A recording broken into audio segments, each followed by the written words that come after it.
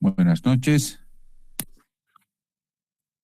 Buenas noches, doctor. Buenas noches, doctor. Buenas noches, doctor. Buenas noches, doctor. Buenas noches. Ya pudieron revisar, imagino, la plataforma, el Moodle. Ya les he puesto el link, ¿no? De lo que es el Notebook LM. Así que yo imagino que ya están ingresando y demás, ¿no? ¿Me confirman?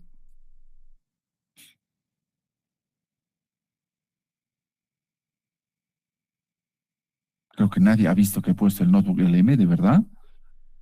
¿Es en serio? Bueno. Doc, nos hemos revisado, hay acceso al dossier. Estaba investigando antes de la clase. Ah, genial, genial. Sí, y lo bueno es que tienes anhelado derecho un montón de material también, ¿no? Presentaciones, podcasts, videos, mapas mentales.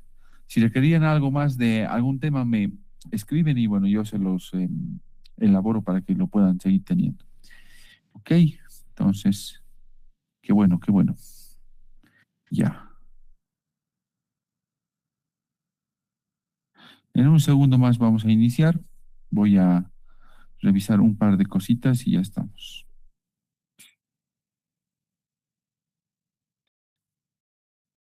Ok, ya.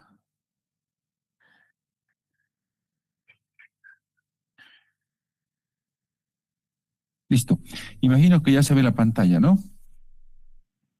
Sí, doctor. Ya. Sí, doctor. Bueno, vamos a comenzar ahora, el día de hoy, con un tema que, pucha, cuando tú lo analizas desde el punto de vista de moro-inmortalidad, realmente es un tema muy relevante. Primero, ¿por qué? A ver, si yo te pregunto, ¿cuáles son las cuatro causas más frecuentes de moro-inmortalidad en una unidad de emergencias? Obviamente, tu respuesta va a ser, en primer lugar, el síndrome coronario con su máximo representante, que es el infarto agudo de miocardio. En segundo lugar, me vas a contestar, obviamente, la sepsis.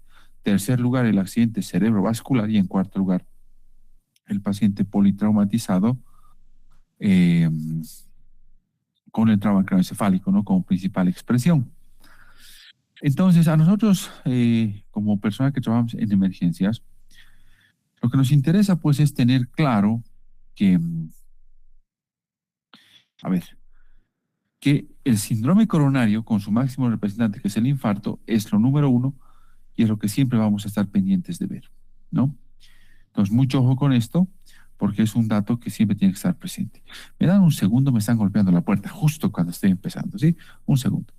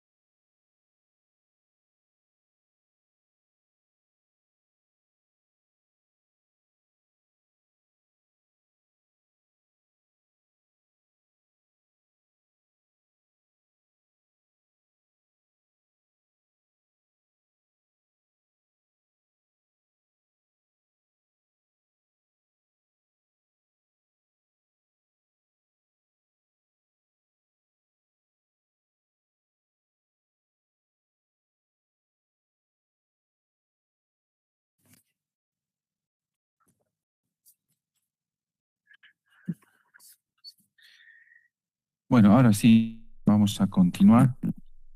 Se pone interesante todo el asunto que hay aquí en La Paz por esto de la gasolina. Y bueno, eso hace que nos interrumpan y todo eso. ¿Qué vamos a hacer? Volviendo al tema.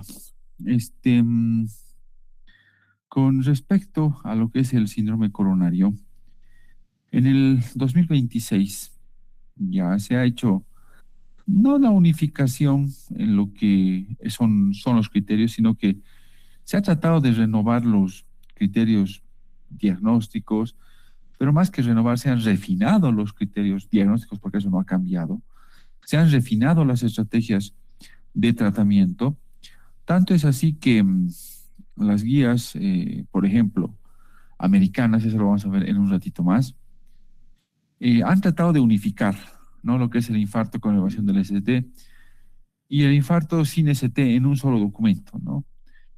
Porque comparten características fisiopatológicas similares. Ambos se producen por un fenómeno aterotrombótico, ambos tienen vasoespasmo, en unos hay un trombo coronario oclusivo, en el otro no, etcétera, pero son eventos realmente muy, pero muy similares, que la verdad ha hecho que varias cosas ya se las escriba de forma clara, porque antes no se tenía ciertas dudas en los lineamientos, pero se ha ido aclarando.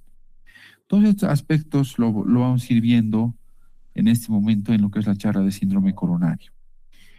No te preocupes, yo he puesto la pantalla negra.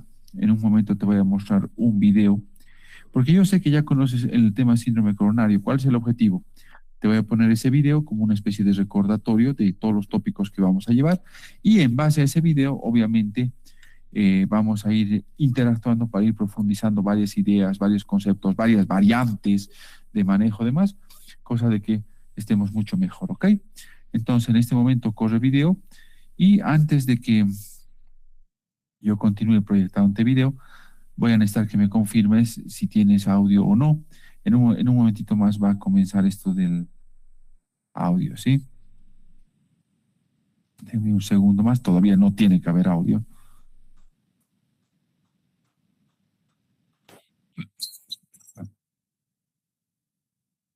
¿Estás con audio?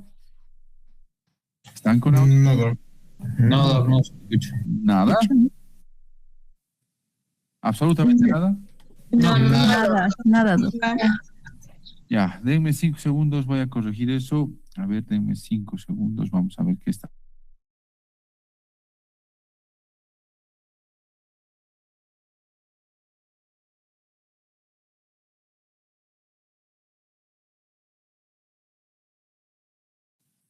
A ver, vamos a ver.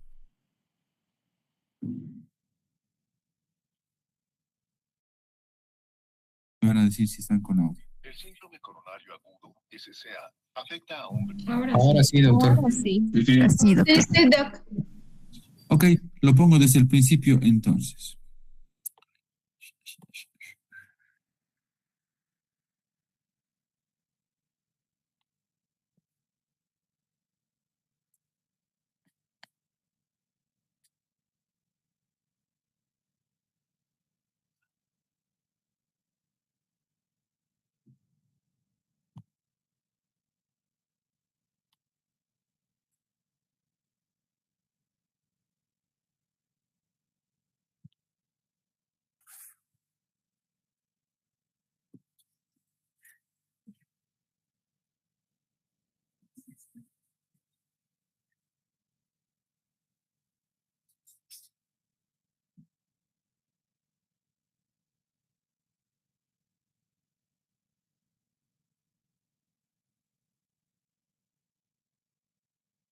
El síndrome coronario agudo, SCA, afecta a hombres y mujeres a menudo años después de una aterosclerosis coronaria y formación de placa.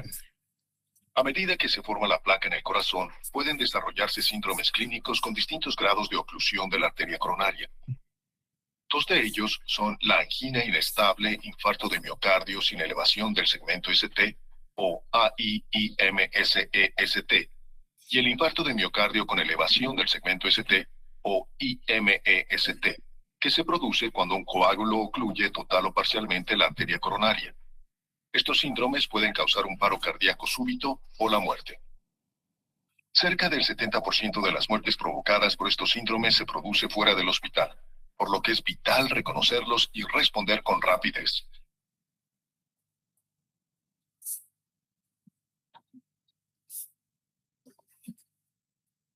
Bienvenido al video sobre síndromes coronarios agudos de la AHA. Vamos a ver un caso de IMEST, desde el comienzo de los síntomas hasta el tratamiento siguiendo el algoritmo del SCA. Observe cómo el Servicio de Emergencias Médicas, o SEM, y el personal del hospital utilizan la cadena de supervivencia del IMEST para reconocer y tratar con rapidez las causas subyacentes del SCA.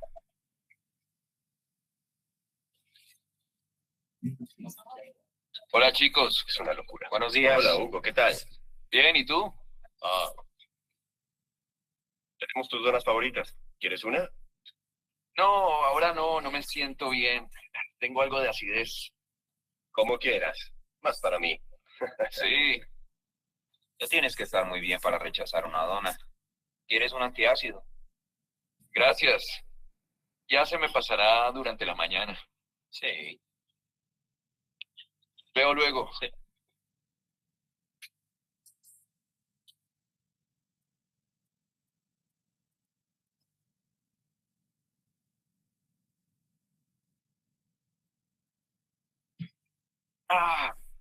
¿Qué pasa? Mi espalda y el pecho. Parece que tengo un elefante sentado encima. Tengo que sentarme. Estoy algo mareado. Deja que te ayude. Además de las náuseas y mareos, los síntomas del SCA pueden incluir molestias en la mandíbula y cuello o una opresión torácica que puede extenderse a la espalda o al brazo izquierdo. Una obstrucción significativa de la arteria coronaria puede provocar un IMST. Esta obstrucción impide que la sangre y el oxígeno lleguen al músculo cardíaco, causando daños irreversibles en el corazón o la muerte si no se actúa con rapidez. No pasa nada. Solo tengo que tomar aire. ¿Qué pasa? Hugo no está bien. Dice que le duele el pecho y está mareado. Me duele mucho. Ya estaba mal esta mañana. ¿Cree que quizás está sufriendo un ataque cardíaco? Puede ser. Voy a llamar a emergencias. Ve a la sala de personal y trae el DEA y el equipo de primeros auxilios. Emergencias, ¿qué ocurre? Uno de mis empleados parece estar sufriendo un ataque cardíaco. Veo que llama desde el polígono industrial. ¿Dónde está el paciente? Aquí mismo. Se queja de dolor torácico y él dice que está mareado. ¿Está consciente? ¿Puede hablar con él? Sí, está consciente y puede hablar. Voy a enviarle a los servicios de emergencia.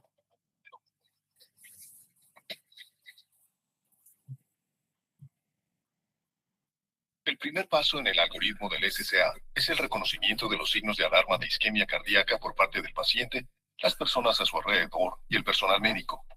Los operadores telefónicos de emergencias deben usar protocolos de triaje para identificar a estos pacientes. Si sospechan de un ataque cardíaco, deben enviar ayuda de inmediato. A la espera del SEM, los operadores pueden aconsejar al paciente masticar entre 160 y 325 mililitros. La recomendación es protocolos médicos aprobados y usarse solo si el paciente no tiene antecedentes de alergia real a la aspirina ni hemorragia gastrointestinal. Bien, la ambulancia está en camino. Permanezca en la línea conmigo hasta que llegue. ¿Tiene un equipo de primeros auxilios? Sí, y un DEA también. Estupendo. ¿Sigue consciente el paciente? Sí. Entonces no necesitamos el DEA ahora. Pregúntele si es alérgico a la aspirina o ha sufrido una hemorragia reciente en el estómago. Hugo, ¿es alérgico a la aspirina? No.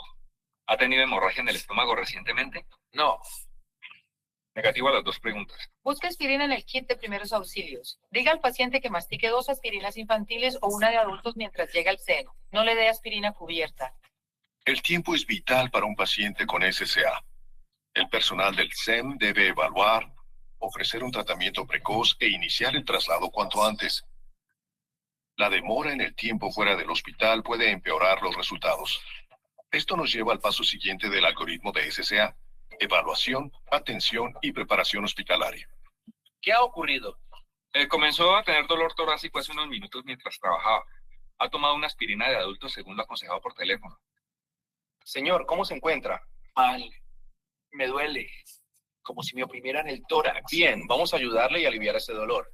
Veamos cuál es la presión arterial y la saturación de oxígeno. Mientras los profesionales tratan al paciente, deben prepararse para un soporte vital básico, incluidas la RCP y la desfibrilación. La mitad de los pacientes con SCA fallecen antes de llegar al hospital. Si la saturación de oxígeno del paciente no llega al 94%, debe darle oxígeno suplementario. Administre aspirina si no la ha tomado todavía y si no existen contraindicaciones. Es vital que los profesionales realicen un electrocardiograma de 12 derivaciones. Este ECG clasificará al paciente en uno de 3 grupos según la desviación del segmento ST antes de que llegue al hospital. Los estudios demuestran que este ECG inicial acelera el diagnóstico y reduce el tiempo hasta la reperfusión. Para reconocer una elevación del segmento ST con un ECG de 12 derivaciones se necesita práctica, ya que los umbrales son diferentes según la edad y sexo del paciente. Para los síntomas continuos de isquemia, administre comprimidos de nitroglicerina o aerosol cada 3 a 5 minutos hasta un total de 3 dosis. Monitorice la presión arterial entre las dosis. Antes de administrar nitratos, confirme que no existen contraindicaciones graves como bradicardia, taquicardia o hipotensión, y que el paciente no ha tomado inhibidores de la fosfodiesterasa para la disfunción eréctil entre las últimas 24 a 48 horas. Los infartos de ventrículo derecho a menudo se presentan como IMEST de la pared inferior en las 12 derivaciones estándar.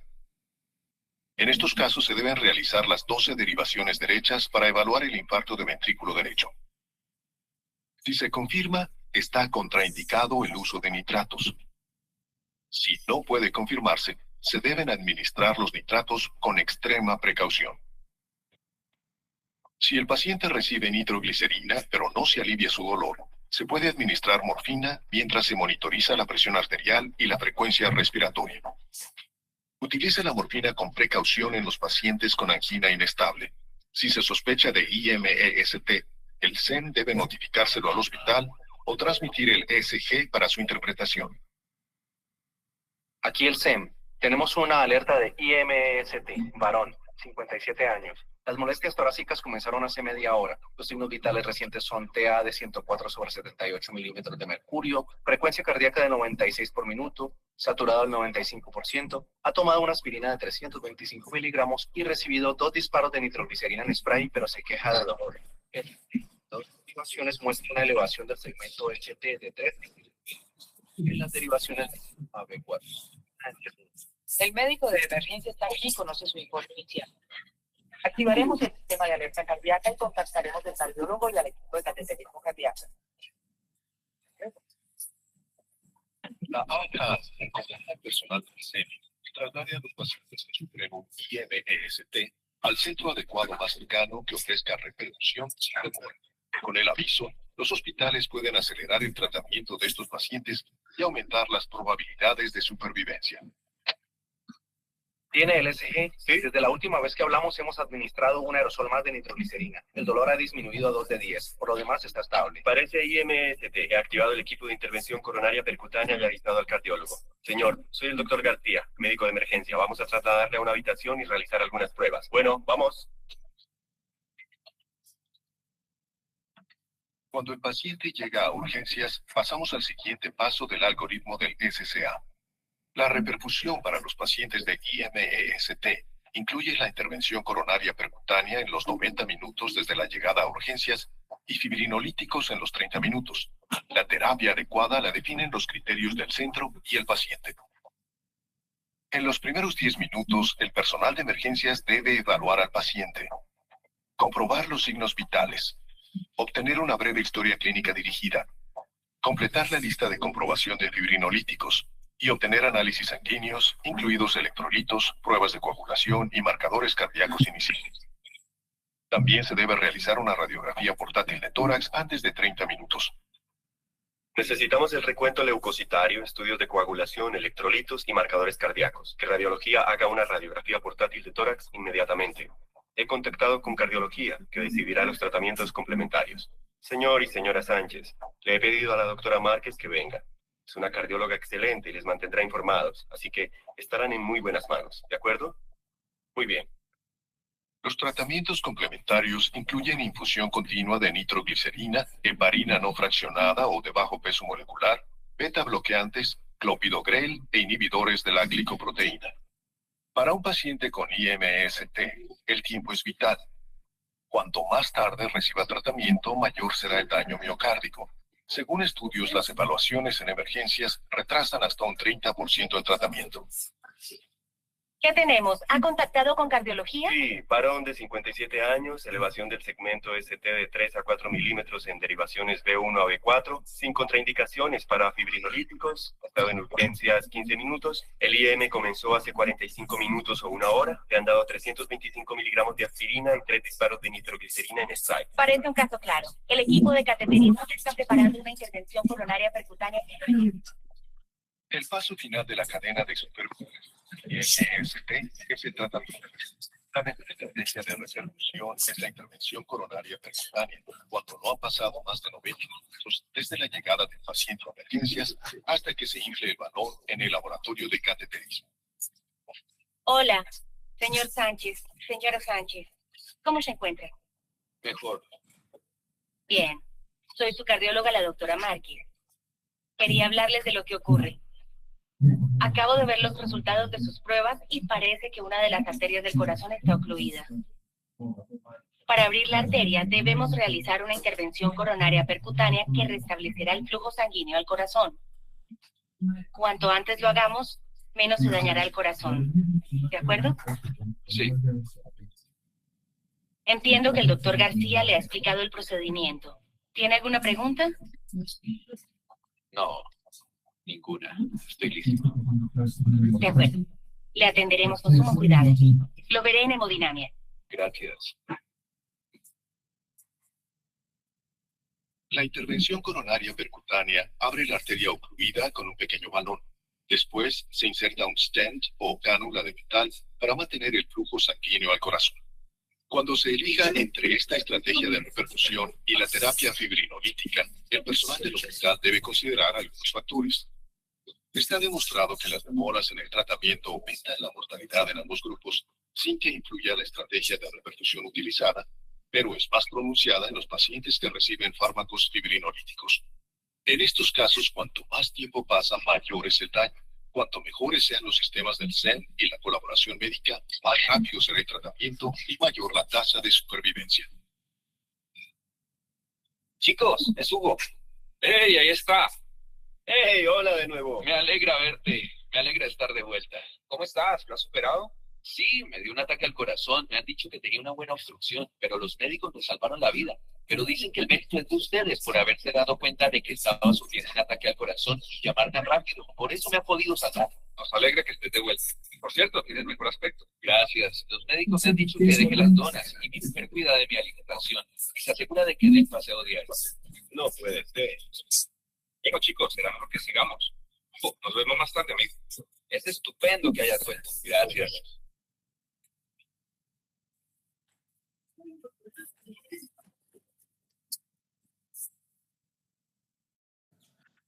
Ok.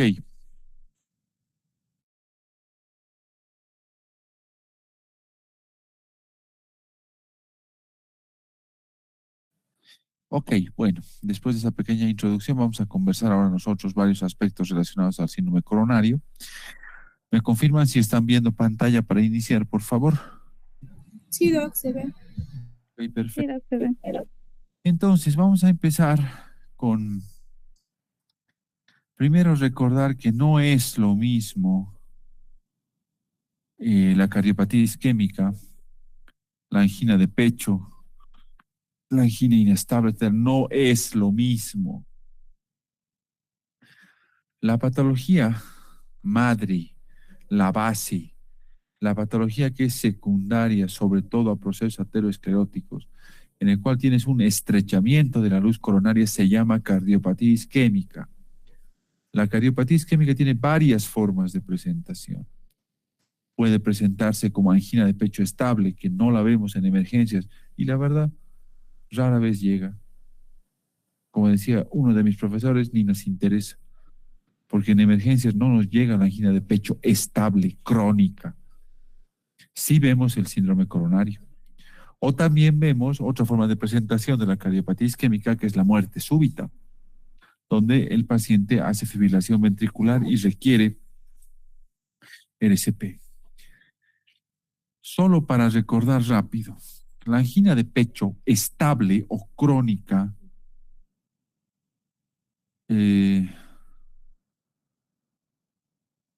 básicamente se produce por un fenómeno aterosclerótico en la luz coronaria, una obstrucción de al menos 50%, que es una obstrucción fija que cuando el paciente es sometido a una situación de estrés, por ejemplo, estrés emocional, esfuerzo físico, exposición al frío, comidas copiosas, etcétera, no es suficiente este diámetro de la luz para proveer el flujo sanguíneo suficiente para el tejido miocárdico y viene el dolor anginoso, que dura generalmente no más de 20 minutos y cede con el reposo. Se acabó.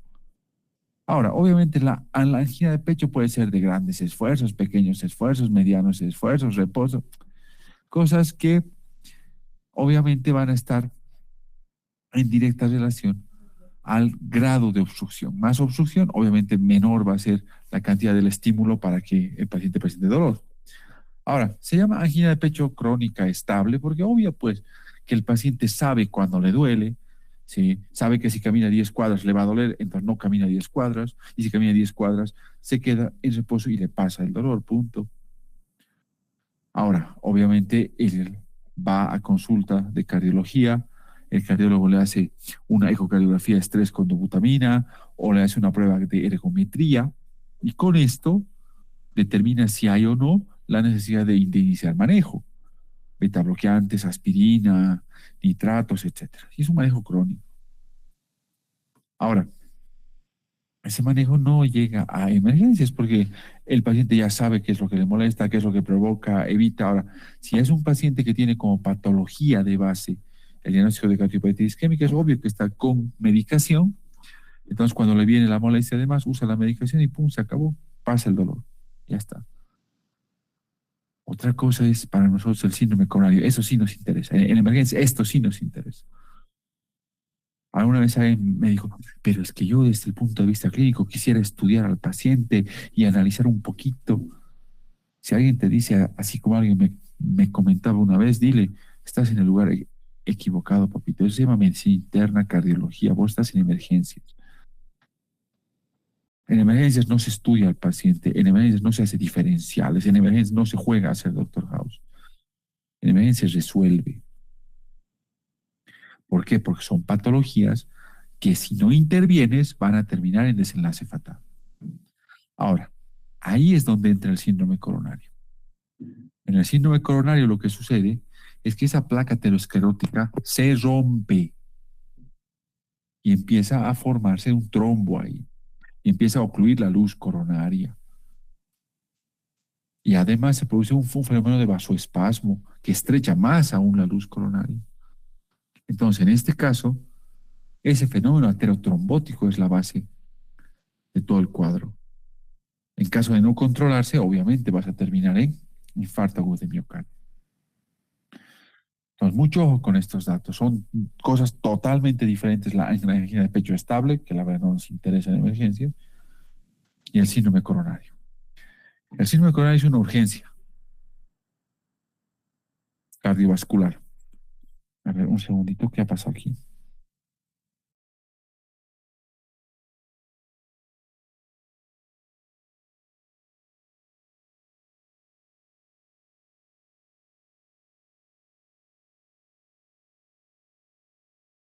Ahora sí. Como te decía, el síndrome coronario es una urgencia. Esa sí nos importa en emergencias porque es una urgencia cardiovascular. El tiempo es miocardio, punto. ¿Qué es el síndrome coronario agudo? La que nos interesa a nosotros como definición es la que estás viendo abajo. Una definición que, fíjate, viene desde el 2014 y no ha sufrido modificación para el diagnóstico. Se define el síndrome coronario agudo aquel paciente que está cursando dolor o disconfort torácico de más de 20 minutos de duración, que no cede con el reposo o los nitratos. Punto. Entonces, cuando tienes ese criterio, se acabó. Eso es síndrome coronario y ya está. Así de sencilla es la definición clínica. Dolor, disconfort torácico, la base del diagnóstico. Ese criterio es la base del diagnóstico. El tiempo, 20 minutos. Y lo que no cede con reposo ni nitratos.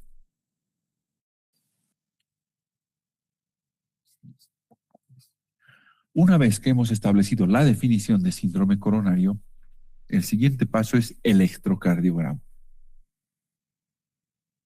Las guías son claras. Electrocardiograma adecuadamente interpretado. No te dice electrocardiograma y pedí ayuda, llama a alguien, auxilio, cardiólogo. No, te dice interpretado por el que está haciendo el electrocardiograma. Entonces, es obligación de todo el personal de emergencia saber interpretar un electrocardiograma. Justamente mañana vamos a hacer un taller de electrocardiografía para repasar esto. ¿De acuerdo? Hoy obviamente vamos a hacer las bases, pero mañana lo vamos a repasar a profundidad. Entonces, entrando más en el punto, ¿qué buscas en el electrocardiograma? Trastornos en el ST. Punto, así simple. Hay una frase que me gusta mucho en inglés para todas estas cosas y dice keep it simple, stupid, o sea, manténlo simple. Si empiezas a complicar las cosas es porque o no sabes el tema o es porque, entre comillas, tienes muchas dudas. Entonces, mi consejo es leer, razonar, analizar y tratar de mantenerlo simple. Y ahí te va a ir bien. Te estoy hablando desde el punto de vista de manejo de paciente, ¿no? Entonces, ahí viene el punto. Llega paciente, lo categorizas como síndrome coronario, electrocardiograma adecuadamente interpretado en los 10 primeros minutos y ahí entra dos opciones. O tienes elevación del segmento ST, punto, o estás sin elevación del segmento ST. No hay más opciones. Está claro, no hay más opciones. Y esto tiene una explicación que vamos a ver más adelante. Porque no falta el que sale por ahí, no, pero es que yo quisiera hablar de la Q, no Q.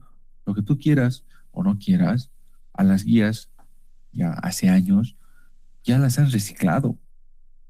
Han cambiado ideas, conceptos. ¿Por qué? Porque lo que se trata es que se logre entender o se tenga como idea que los trastornos en el segmento ST te hablan de lesión potencialmente reversible. Entonces, por eso se busca trastornos en el ST. Entonces, vamos por este primer brazo del algoritmo. Cuando tienes elevación del segmento ST, ahí hay dos caminos. O te fijas las guías europeas o trabajas con las guías americanas. Y se acabó, no hay más. Ahora, ¿cuáles son las diferencias? A ver. Cuando tienes elevación del segmento ST, síndrome coronario con ST, en el enfoque americano te dice, ingresa paciente, le hace electrocardiograma, ves elevación del ST y se acabó. Eso es un infarto con elevación del ST, o sea, se toma como sinónimo. Alguien te preguntará por ahí, ¿y no requiero las enzimas para el diagnóstico? La respuesta es no. Obviamente vas a pedir las enzimas cardíacas, pero no son fundamentales ni para el diagnóstico ni para la conducta. Porque es obvio que cuando tienes elevación del segmento ST, existe un trombo coronario oclusivo que si no lo destapas, no lo abres, va a terminar en una lesión o en una necrosis irreversible del tejido miocárdico, o sea, va a terminar en infarto. Por eso, cuando ves elevación del segmento ST, es sinónimo, decir, síndrome coronario con elevación del ST o infarto agudo de miocardio con elevación del ST. Punto. Y no necesitas tener el resultado de las enzimas para decir, hay que destapar el vaso. Ya está. El enfoque europeo es un poquito más quisquilloso. Sí, tiene un poquito de diferencias que desde el punto de vista de moro y mortalidad en los diferentes estudios que se han hecho no han sido relevantes. O sea, no es que si no usas la definición europea lo estás haciendo mal, no. Es un enfoque diferente. Ellos se basan en el hecho de que a veces puede haber elevaciones transitorias del ST. Entonces los europeos te dicen, una vez que se interna el paciente, primer electrocardiograma a los 10 minutos. Segundo electrocardiograma en los siguientes 30 minutos a 1 hora. O sea, tienes que tener 2 electrocardiogramas. A los 10 minutos y a los 30 minutos y como máximo en la primera hora. Punto. Y si persiste la elevación del ST en esos 2 electros, recién lo catalogas como infarto con ST o síndrome coronario sin ST. Desde el punto de vista pronóstico de manejo, no es relevante usar una clasificación o la otra. Si me preguntas cuál utilizamos nosotros, la americana, porque es más práctica, es más sencilla de aplicar y ya tenemos más experiencia con esto. En el otro brazo del algoritmo, los cambios que se han ido produciendo han sido importantes. Primero, cuando el ST está normal o infradesnivelado, eso se llama síndrome coronario sin ST. Y ahí hay 2 opciones. 2 diagnósticos que hay que diferenciar en base a las enzimas cardíacas. Ahí entra la troponina T ultrasensible. Hoy en día ahí entra la troponina T ultrasensible. Si tienes troponina T positiva, eso se llama infarto sin ST. Obvio que es infarto porque hay necrosis. La enzima te está gritando en la cara, oye, hay necrosis. Ahora, si la troponina sale negativa, eso se llama angina inestable, punto. Ahora, algo que es interesante es que hasta la publicación de la actualización de la 4ª definición de infarto agudo de miocardio, las tasas de angina inestable eran altas en los pacientes y el infarto no era tan frecuente. Sin embargo, gracias a la troponina T ultrasensible, se está notando que la mayor parte de los cuadros que creíamos que eran angina inestable, es decir, que tenían troponina, entre comillas, negativa, gracias a la troponina T ultrasensible se ha pillado que más bien había habido nomás troponina T elevada y eran casos de infarto sin ST. Tanto es así que hoy en día algunas guías y algunos autores se están atreviendo a querer eliminar el término de angina inestable y solamente manejar infarto con ST e infarto sin ST. Sin embargo, todavía las guías te aceptan el diagnóstico de angina inestable. Ahora, lo bueno es que independientemente de uno u otro entidad, el manejo es el mismo. El manejo es el mismo. Entonces, esto de la pelea, de la definición que la troponina T ultrasensible dice que no dice, está bien, desde un punto de vista diagnóstico, está bien hacer esa práctica, pero desde el punto de vista terapéutico, no te va a afectar. Entonces, lo que hay que dejar claro en esta diapositiva es simple. Paciente que ingresa a emergencias, en 10 minutos tienes que tener electrocardiograma y catalogarlo. Está en el brazo de un infarto con ST o está en este otro brazo del algoritmo. Y si está en este otro brazo, hay que esperar las troponinas, positiva, infarto sin ST, negativa, angina inestable, punto. En este brazo del algoritmo, es obvio que no se va a elevar el ST. ¿Por qué? Porque en ese brazo del algoritmo no hay un trombo coronario oclusivo. Lo que se ve en su lugar es simplemente un trombo coronario no oclusivo o un fenómeno de vasoespasmo muy, pero muy sostenido. ¿De acuerdo? Muy bien. Entonces, ya desglosando un poquito cada uno de los aspectos de la definición, ¿te has dado cuenta que la definición de síndrome coronario se basa en el dolor?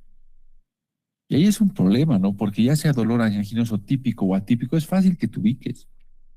Porque tú le preguntas al paciente, ¿por qué está viniendo?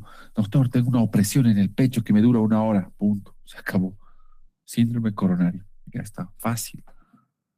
Obvio, cuando viene con dolor, ya sea anginoso típico o atípico, es fácil que te ubiques. El problema surge cuando el paciente no trae nada de estos signos y síntomas y más bien viene con equivalentes anginosos. Equivalentes anginosos quiere decir manifestaciones clínicas que son diferentes al dolor, pero que son la expresión del síndrome coronario. Las más frecuentes, disnea súbita. Ay, pero yo sabía que en el TEP es esto. ¿Quién te ha hecho creer que en el TEP es patognomónico la disnea súbita del TEP? No, es una causa más el TEP. Y por frecuencia es más frecuente la disnea súbita en los pacientes como equivalente anginoso. La fatiga. El paciente te dice, ay doctor, no sé qué pasa, hace 2 horas me siento totalmente cansado. Las palpitaciones súbitas, el mareo, la pérdida de conciencia o lo que es el síncope, presíncope, la hipotimia, etcétera.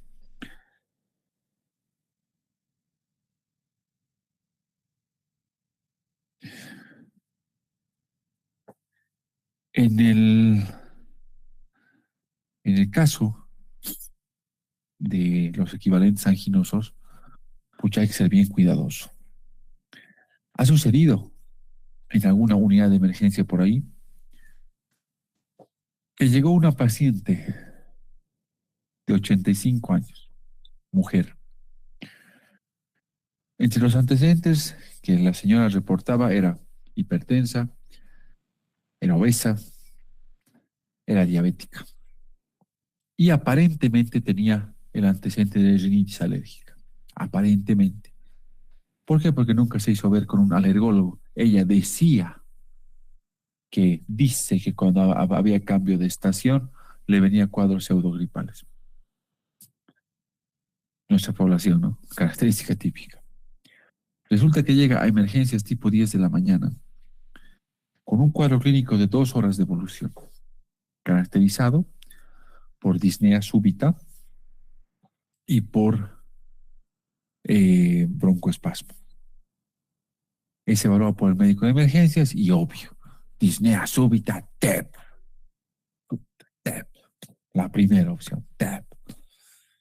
Ok, empiezan a buscar el TEP, piden ecocardiograma o ecodoppler de miembros inferiores, pugnan centímetro D, por el broncoespasmo empiezan corticoides, nebulizaciones, etc. A las 10 de la noche llaman a la terapia intensiva, desesperados, y llaman con la idea de decir, ¿saben qué? Necesitamos ayuda.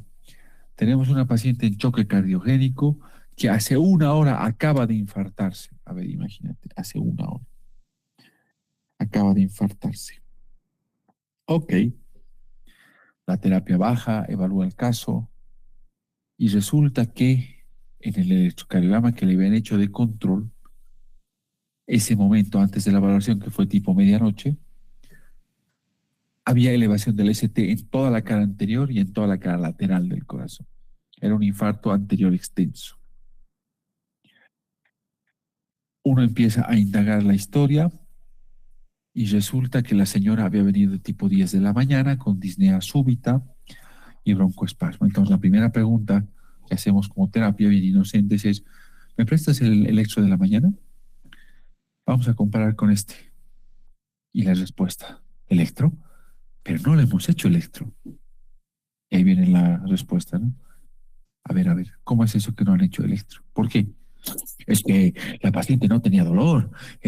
¿No ve, señora? Usted no tenía dolor. Y la señora, sí, doctor, nunca he tenido dolor. Ve, no tenía dolor.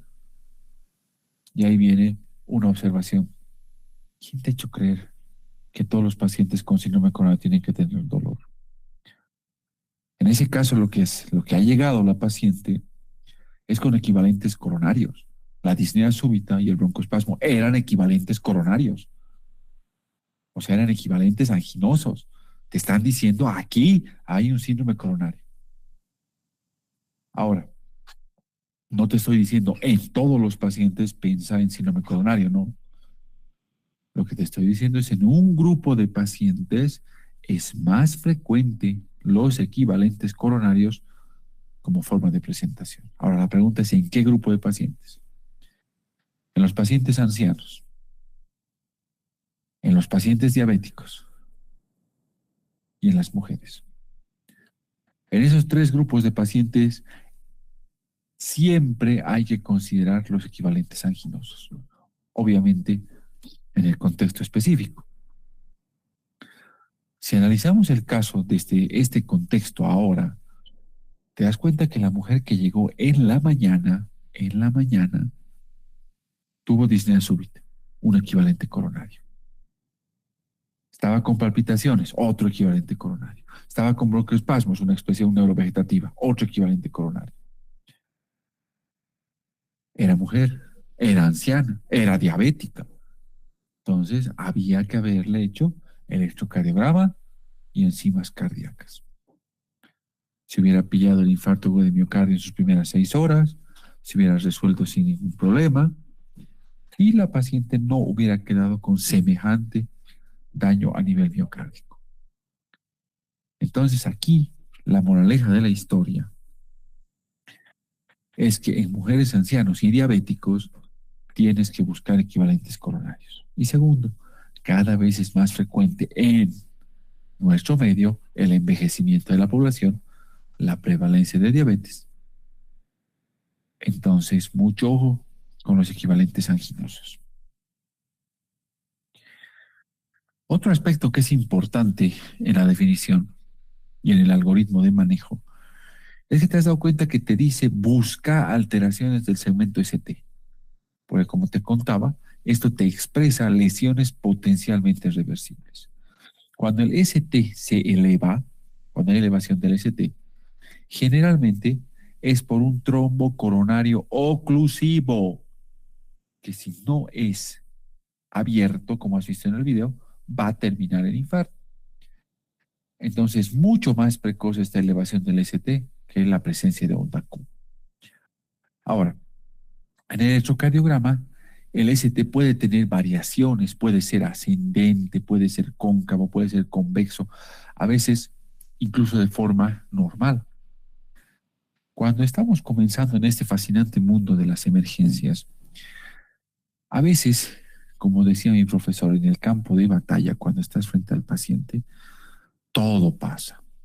Los nervios, la adrenalina, hace que se nos olvide detalles, porque una cosa es estar cancherito, sentado en la casa, cuando yo te digo, ¿qué es esto? Tú me dices, es esto, obvio, relajado, tranquilo, cualquiera. Pero otra cosa es cuando estás en el campo de batalla y la adrenalina está al máximo, tienes 4 pacientes que ver, no has hecho notas de internación, tienes un montón de papeleo pendiente, tus internos son unos inútiles, tus residentes no dan, o si tienes suerte, sí dan. Entonces, tienes harto que hacer y a veces la adrenalina te puede jugar en contra. Entonces, la mejor forma de evitar toda esa presión es yendo a puntos claves. Porque a veces, como te contaba, el ST puede estar cóncavo, convexo, pero ser normal y no necesariamente patológico. Entonces, ¿cuál es el tip aquí? El segmento PR siempre está al nivel del segmento ST. Siempre. ¿Ok? Siempre. Ahora, aquí hay un punto, el punto J, que está al final de la onda S y al inicio del segmento ST. Ese punto J es el nacimiento del segmento ST. Entonces, lo primero que te voy a pedir siempre cuando vayas a buscar elevación o infradesnivel del ST, fíjate el punto J. El punto J te va a decir clarito si está elevado o está infradesnivelado y obvio, después del punto J viene el segmento ST. Entonces, fíjate el punto J. Porque a veces el punto J está en su lugar y el ST está elevándose. Pero eso es por repolarización precoz, porque el punto J está en su lugar, punto. Entonces, ubica el punto J. Y a medida que vayas practicando más, vayas viendo más electros, etcétera, etcétera, vas a tener, digamos, más práctica y te va a ser más fácil. ¿Ok? Entonces, en el campo de batalla, para evitar que la adrenalina nos juegue en contra, esa elevación del ST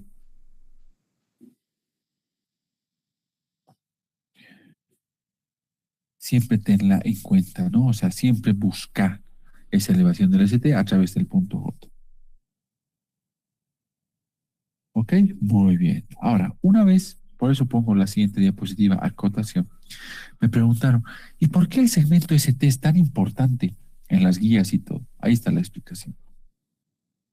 En las primeras horas, cuando se ha tapado la luz coronaria, lo primero que se eleva desde el punto de vista electrocardiográfico es el segmento ST. Mira, punto J, ST a continuación. ¿Ok? Ya cuando estás llegando a las 18 horas, casi cerca a las 24 horas, fíjate, el segmento ST persiste elevado, la onda R disminuye un poquito de tamaño y mira, aparece una onda Q, pero no es una onda Q patológica, pero ya apareció onda Q. ¿Ok? Cuando ya estás en las 24 horas, mira, ya aparece la onda Q patológica, el segmento este persiste elevado y aparece una onda T negativa. ¿Cuánto has tardado en ver esto? 24 horas. Ya a medida que van pasando los días, fíjate, el segmento ST se normaliza, la onda T persiste negativa, tienes todavía la onda Q patológica. Ya después de semanas, fíjate, el segmento ST y la onda T se vuelven normales y te quedas con la onda Q de memoria o Q patológica que apareció antes. Entonces eso hace que electrocardiográficamente, al ser más precoz la elevación del ST, se prefiera como marcador de una lesión potencialmente reversible. Puedes buscar la onda Q, no te estoy diciendo que no la busques, pero no bases tu diagnóstico en la onda Q porque es muy tardía.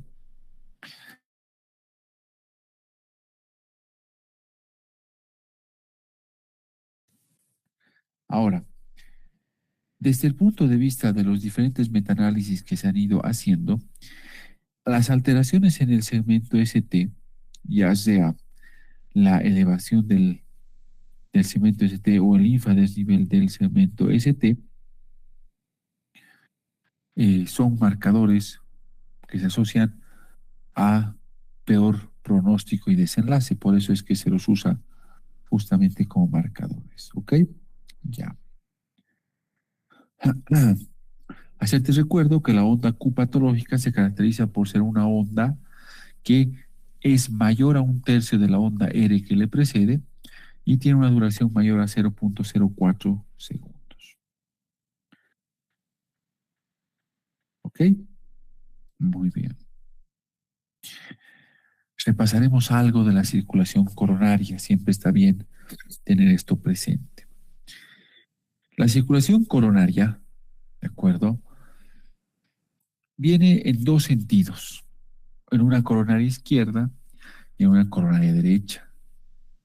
La coronaria izquierda es la que irriga la mayor cantidad de estructuras en el corazón.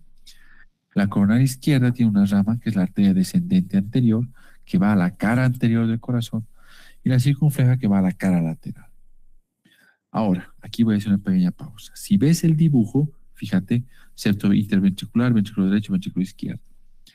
La cara anterior del corazón está ocupada básicamente por el ventrículo izquierdo, cara anterior del ventrículo izquierdo. La cara lateral del corazón es básicamente la cara lateral del ventrículo izquierdo. ¿Qué notas en esto? Que el ventrículo izquierdo tiene gran masa muscular. ¿De acuerdo? Ahora, fíjate todo lo que irriga la coronaria anterior a través de la descendente anterior. ¿Ok? Muy bien. Ahora, la coronaria derecha se va hacia abajo e irriga la cara diafragmática. La cara diafragmática del corazón está compuesta por la pared posterior del ventrículo izquierdo y todo el ventrículo derecho, además de la parte posterior del septo interventricular. Esta coronaria derecha que irriga esto, lo más importante que hace es dar arterias al nodo sinusal y al nodo auriculoventricular. ¿Por qué es importante conocer esto? Te lo voy a poner así. Porque los pacientes que hacen infarto de la cara anterior del corazón son los que tienen más riesgo de generar arritmias ventriculares en las primeras 24 horas de internación. ¿Por qué? Porque esas zonas de necrosis que se generan, esas ventanas eléctricas inactivas, son focos donde se generan estas arritmias. Y como son masa muscular, o sea, como es una masa muscular inerte, son pues focos fácilmente activables, si quieres verlo así. Ahora, en el caso de la coronaria derecha, estos pacientitos generalmente tienen más tendencia a las bradiarritmias. Puede ser desde bradicardia sinusal hasta los bloqueos auriculoventriculares. ¿Por qué? Porque de la coronaria derecha nacen las ramas para el nodo AB y el nodo sinusal.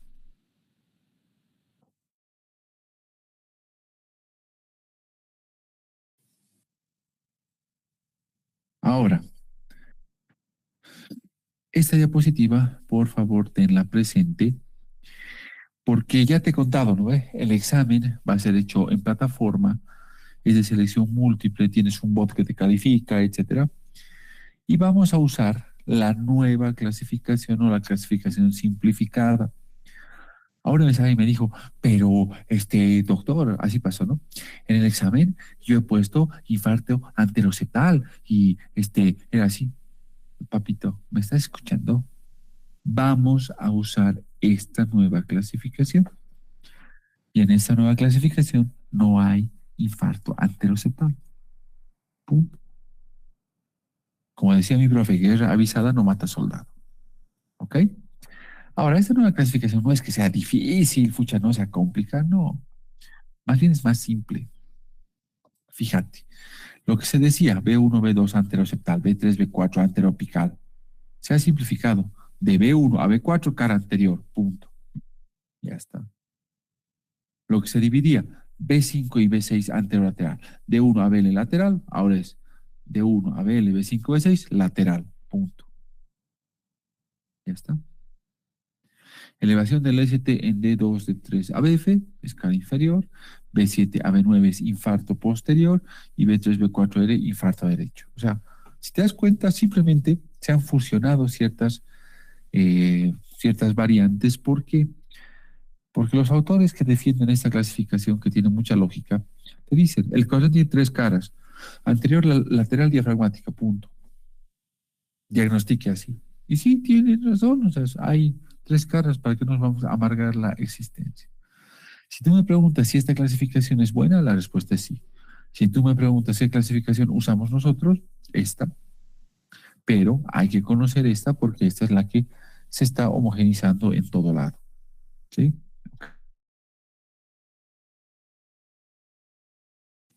Entonces, no te olvides revisarla porque esta va a ser la que se va a programar para el examen. Repasaremos esto. ¿Ya? Acá tienes el infarto, ¿sí? El criterio de diagnóstico del infarto y la cara. Por ejemplo, el infarto de cara anterior se reconoce cuando tienes elevación del segmento ST en B1 a B4.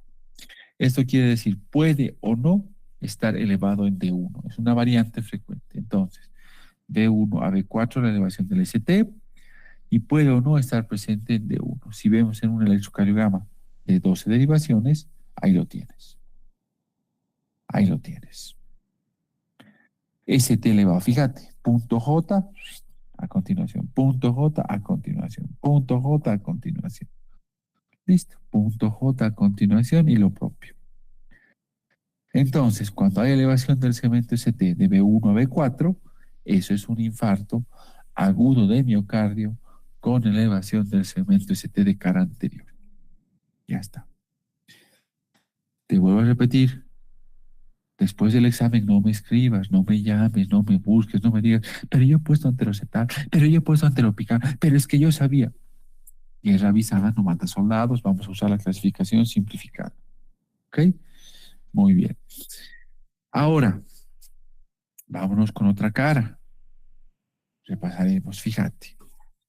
Este cuadro, esto que estamos viendo, es un infarto de cara lateral, infarto agudo de miocardio con elevación del ST de cara lateral. La elevación del ST va a estar presente en D1 a BL, B5, B6. Veamos el electro. D1 a BL, B5, B6. Si entramos a un electrocardiograma de 12 derivaciones, aquí se ve claramente. Fíjate, a ver un segundo. Aquí está, D1 a BL, B5 no se ve, pero B6 sí. Entonces, mucho ojo con esto, por favor. Ahora,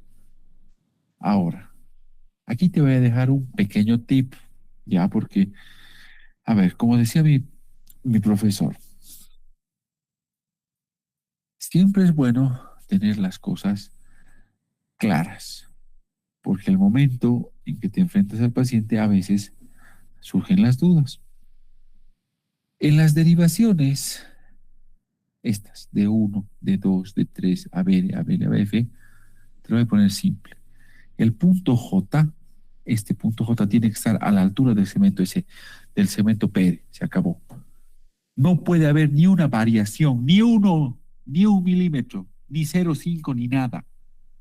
Todo lo que sea aquí, mínima variación en el ST, aunque sea de 1 milímetro, es patológico en estas 6 derivaciones, de 1 a BF. Ahora, en B1 a B6 hay variantes de acuerdo a la edad y el sexo, pero tampoco son tan gran cosa. Por ejemplo, ya en los hombres menos de 40 años, por ejemplo, en B2 y en B3 puede haber elevación del ST que se considere normal hasta 2.5 milímetros. Puede haber. En hombres más de 40 años, generalmente puede haber hasta 2 milímetros. No te estoy diciendo hay, te digo puede haber. Para diferenciar esto también tienes que basarte en la clínica, ¿sí? Basarte en los factores de riesgo que tiene el paciente, en modo de presentación del cuadro, o sea, no solo es un parámetro. En las mujeres, en cualquier edad, generalmente puede haber en B2 y en B3 una variación de hasta 1.5 milímetros, ¿ya? Entonces, esa elevación fisiológica del ST que puede haber en B2, B3, tanto en varones como en mujeres, es normal, sobre todo en jóvenes. A partir de los 40 años es raro, pero puede haber. Ahora, en los varones se debe sobre todo al efecto de la testosterona y su impacto que tiene sobre las corrientes de potasio. ¿De acuerdo? Ahora, aquí viene tal vez algo que es importante siempre tener en cuenta, ¿no? Vamos a la siguiente. Que cuando vos tienes elevación del segmento ST en D2, D3 a BF, y puede o no elevarse en B5, B6, aquí está D2, D3 a BF, y puede elevarse en B5 y B6, eso es un infarto con elevación del ST de cara diafragmática. No te estoy diciendo infarto de cara posterior, no hay cara posterior en el corazón. Hay infarto de cara diafragmática. Ahora, otra cosa es el infarto posterior, que es un pedacito de la cara diafragmática y corresponde a la pared posterior del ventrículo izquierdo. Eso es diferente. ¿Ya? El infarto de cara diafragmática es solo de cara inferior o diafragmática, punto. Y el ST se encuentra elevado en D2, D3 a BF, puede o no elevarse en B5, B6. Aquí tenemos el electrocardiograma de 12 derivaciones, donde se ve la elevación del ST en D2, D3, en ABF, y puede o no elevarse en B5, B6, que aquí claramente, si ubicas el punto J, te das cuenta lo que está elevado. ¿Ok? Ahora, vamos a entrar un poco más allá. Alguna vez hubo una pregunta que me hicieron, por eso traigo este caso, y es una pregunta que realmente es muy importante, ¿no? Porque alguien me preguntó esto y me dice, doctor, ¿usted cree que es importante diferenciar el infarto del ventrículo derecho de un infarto del ventrículo izquierdo, que es lo más habitual? Y si es importante diferenciar, ¿por qué? La razón es simple.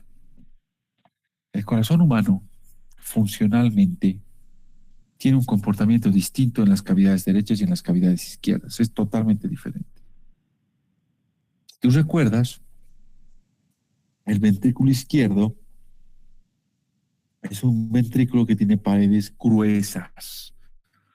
¿Por qué? Porque tiene que vencer una poscarga muy elevada. Tiene que vencer la presión que se genera en la aorta. Entonces necesita generar una presión intracavitaria altísima para que se abra la válvula aórtica y pueda eyectar sangre. El punto va en el sentido de que esa generación de una presión intracavitaria tan alta hace que el ventrículo izquierdo solo se irrigue en diástole. ¿Sí? Primero, solo se irrigue en diástole.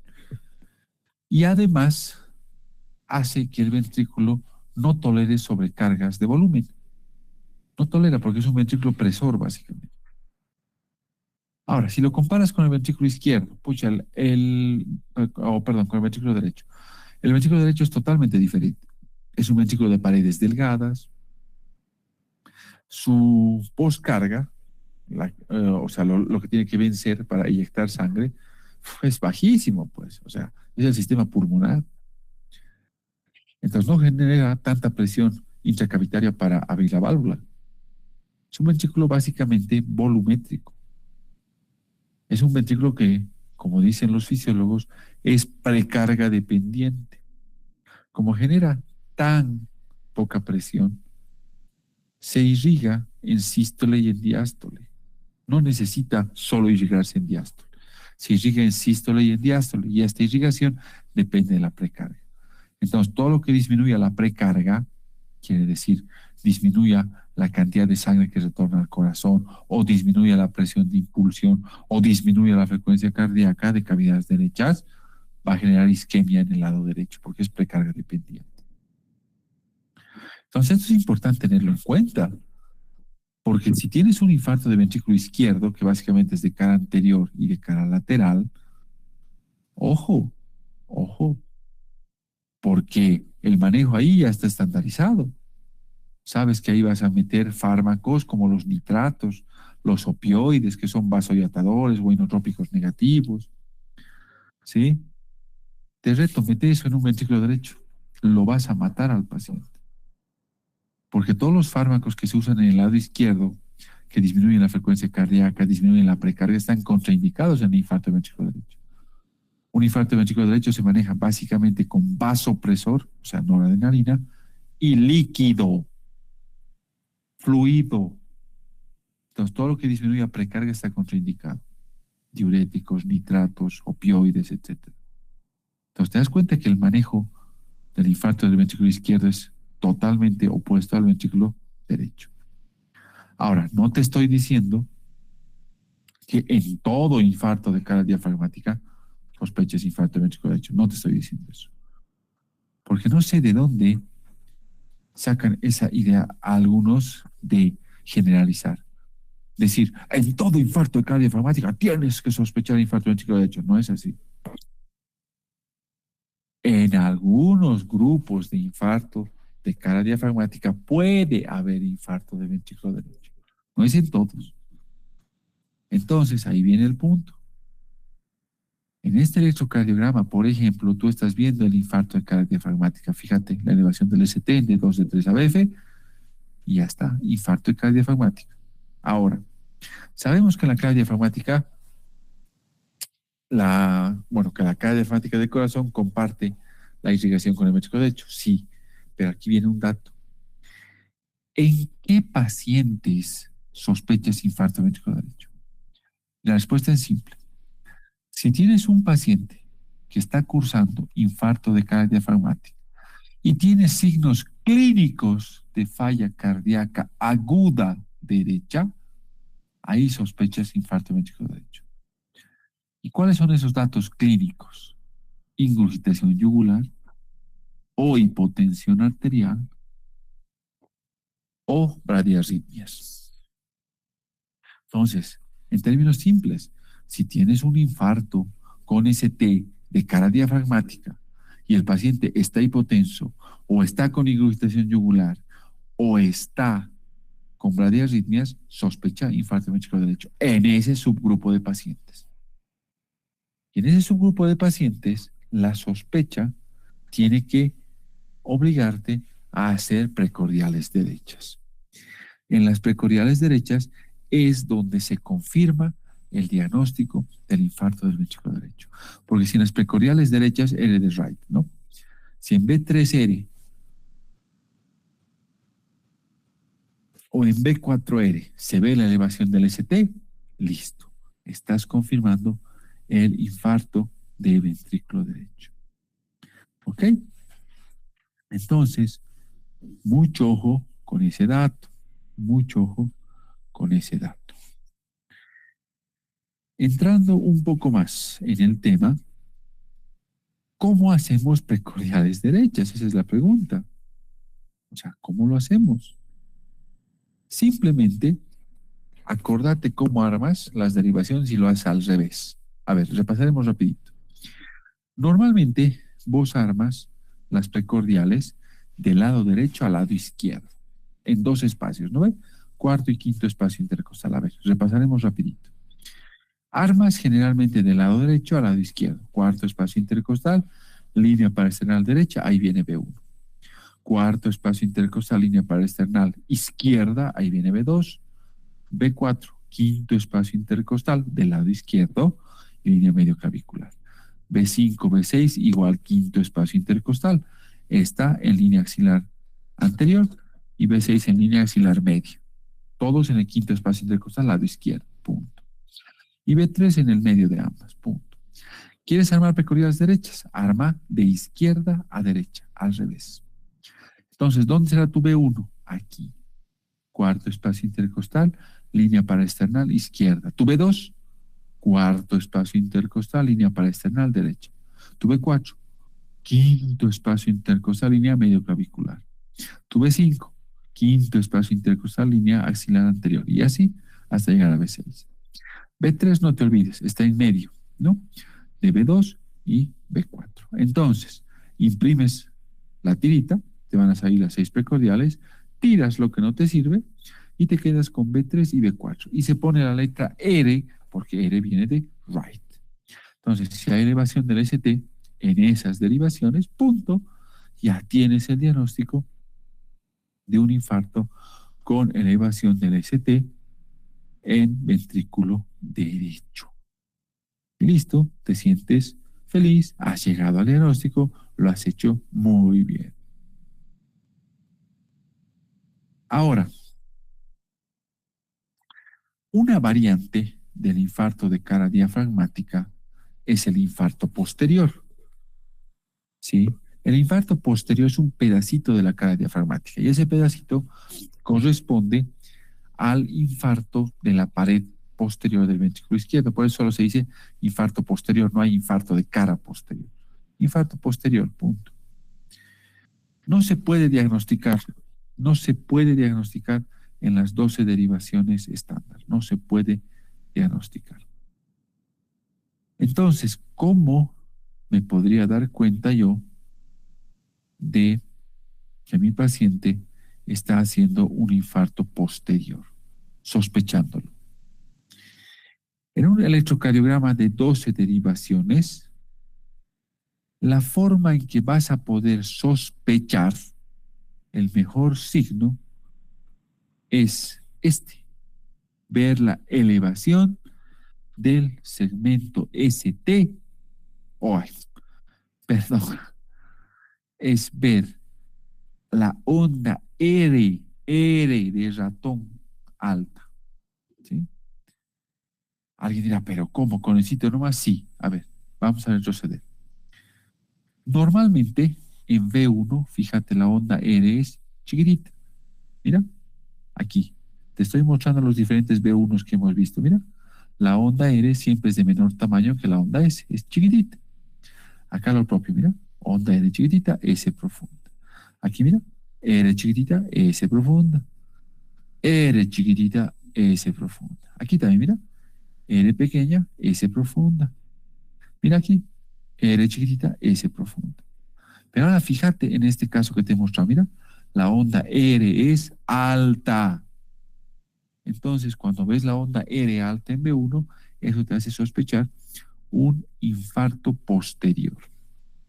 Ahora, en algún caso vas a revisar en alguna guía que te dice que el descenso o el infradesnivel del segmento ST en B1 a B3 también es un criterio que tendrías que tomarlo como sospecha de infarto posterior. O si tienes ondas T anchas y altas, pero que no sean simétricas, en B1 a B3. Ahora, en términos simples, de los 3 criterios que te estoy contando, en la literatura está totalmente avalado que este es el más frecuente en presentación. La onda R alta en B1. Entonces eso nos hace sospechar siempre esta posibilidad. Ahora, para confirmar Lo que hay que buscar es la elevación del ST en B7, B8 y B9.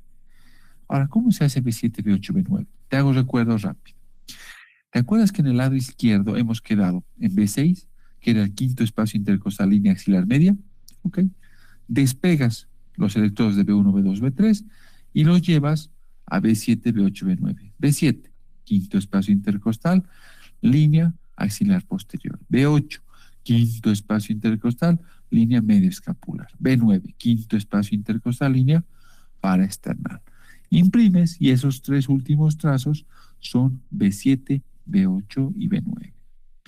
Y ya con esto puedes tener la certeza que tu paciente está cursando un infarto con ST posterior. ¿Ok? Muy bien. Entonces, si vos te das cuenta, a ver, voy a retroceder aquí, solo para hacerte recuerdo. Los mejores criterios para sospechar infarto posterior, onda R alta en B1 o un infradesnivel del ST en B1, B2, B3. Son los dos más frecuentes. ¿Ok? Muy bien. Con eso ya estamos. Por favor, dame unos segundos, si no mis perros van a empezar a ladrar. Por favor. Voy a sacarlos porque si no van a empezar a ladrar ahorita. Sí, dame unos segundos.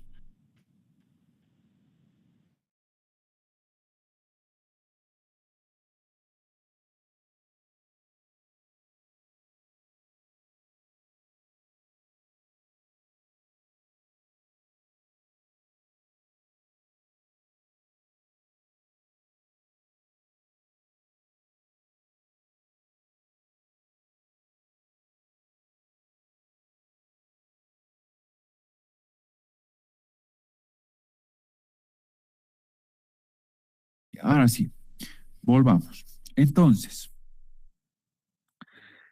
algo que alguna vez me preguntaron también, por eso está esto metido aquí, es que en las mismas guías te reconocen que cuando un paciente no tiene bloqueo de rama izquierda y aparece, eso es un equivalente a la elevación del ST.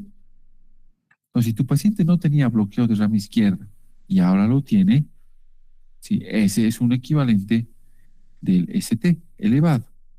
¿Ya? Ahora, yo te pregunto, ¿y qué pasa si tu paciente tiene elevación del ST? Perdón, ¿y qué pasa si tu paciente ya tiene bloqueo de rama izquierda crónico porque es cardiópata? Ah, ahí cambió, ¿no? Ahí cambió. Sí, ahí cambió. ¿No? Entonces, mucho ojo con esto, porque a veces confundimos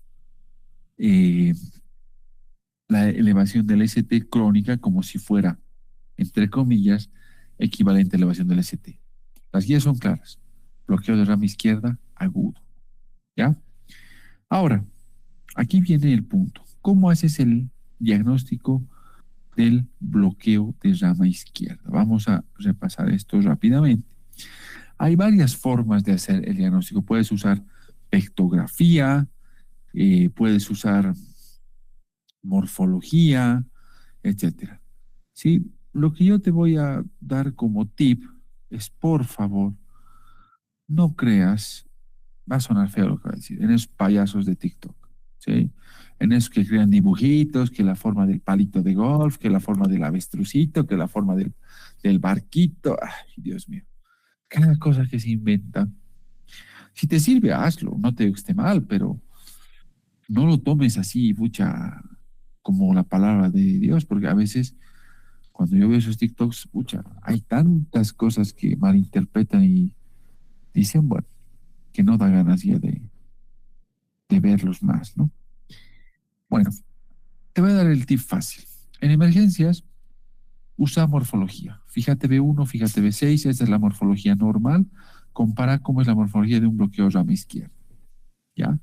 La onda R profunda, a veces mellada, y en B6 la onda R alta, profunda, o alta, elevada, a veces mellada. Aquí la onda S profunda, perdón, S profunda, a veces mellada, a veces no. Aquí la onda R alta, ¿no? Aquí hay ausencia de primer vector, por eso es que nunca hay onda Q. Eso también desaparece, ¿no? Ahora, aquí quisiera dejarte como tip, fíjate, mira, V1, V6, mira, con solo ver ya te das cuenta que es bloqueo de rama izquierda. Ahora una vez alguien me preguntó, ¿puedo usar los criterios de Cornell? Sí. ¿Puedo usar el Sokolov-Lyon izquierdo? Sí. Usa los criterios que quieras, pero la cosa es que te ubiques que estás frente a un bloqueo de rama izquierda. Ahora, aquí viene una pregunta importante. ¿Cómo hago el diagnóstico de elevación del cemento ST en un paciente que ya tiene bloqueo de rama izquierda crónico? En un cardiópata, por ejemplo.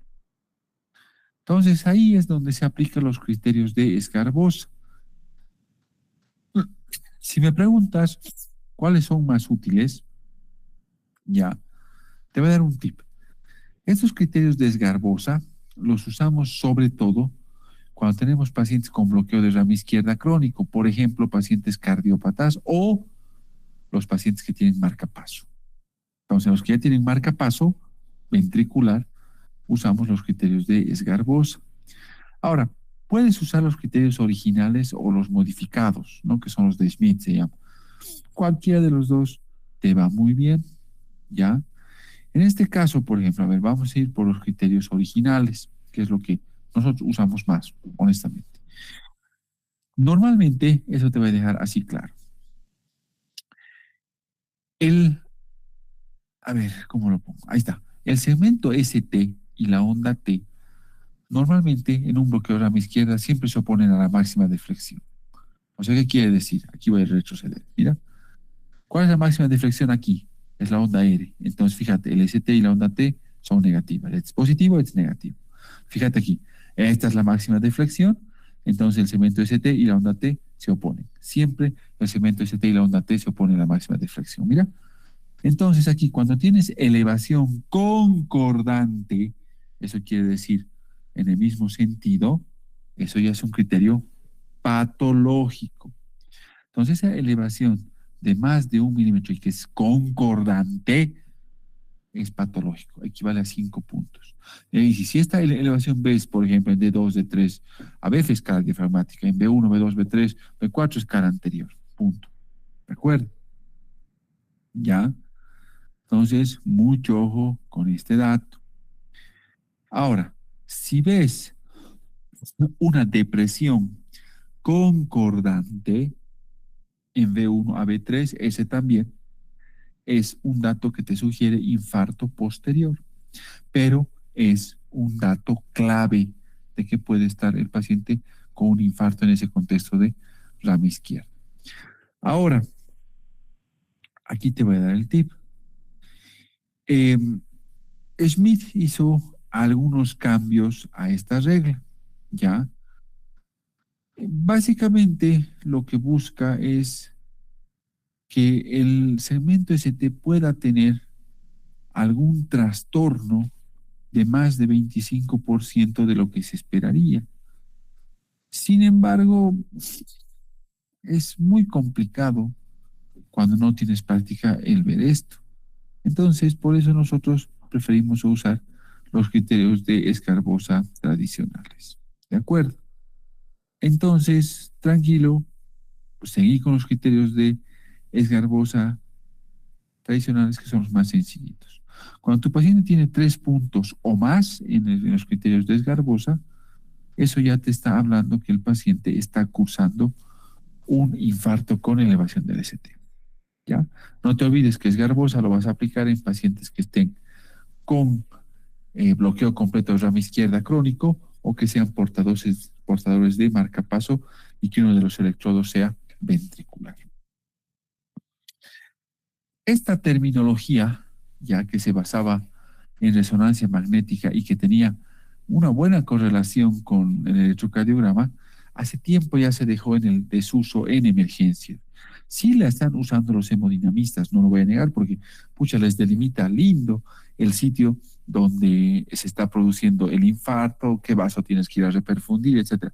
Pero desde el punto de vista de manejo en emergencias, pucha, nos causa mucha confusión, es más compleja, entonces en los diferentes trabajos no se ha mostrado que sea tan útil como tal por su dificultad en la aplicación. Entonces los diferentes servicios de emergencia, no estoy hablando de nosotros solamente, sino en el mundo en general, no la están aplicando justamente por esa dificultad. ¿Sí? Pero te la dejo ahí por si quieres conocerlo, ¿no?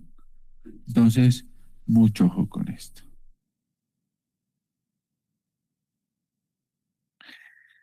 Ahora bien, vamos a entrar a hablar de las enzimas cardíacas. Pucha, un tema que ha causado cierta confusión desde que apareció las enzimas ultrasensibles, ¿no? Las troponínas T ultrasensibles. Las enzimas cardíacas ya hace varios años han ido, si vale la palabra, modificándose la forma en la que trabajamos y pedíamos enzimas. Las guías son claras. Solo se recomienda de primera línea usar troponinas, de preferencia ultrasensible. Y si no tienes, usar la cuantitativa convencional. Eso es lo que te dicen las guías. Ya no te recomiendan CKMB ni otras cosas. Pero, ahí viene, siempre hay un pero, ¿no? Las guías son claras y te dicen, si no tienes troponina T convencional o ultrasensible, puedes usar la que dispongas. Eso quiere decir troponina T o I cualitativa o la CKMB o sus isoformas, ¿no? Lo único que tienes que tener mucho cuidado es que la troponina T convencional, la CKMB y sus isoformas tienen un periodo ventana que puede ir desde 2 a 6 horas. ¿Qué quiere decir periodo ventana? Que van a ser negativas en ese tiempo. Entonces, por eso es que las guías americanas te recomiendan, por ejemplo, todo paciente que sospeche síndrome coronario, hazle 2 dosajes de enzimas. Hazle uno a la admisión, es decir, al ingreso, y repetir el control máximo hasta las 6 horas, porque puede ser que estés en ventana, entre comillas, en periodo ventana, y sean por eso negativas las enzimas.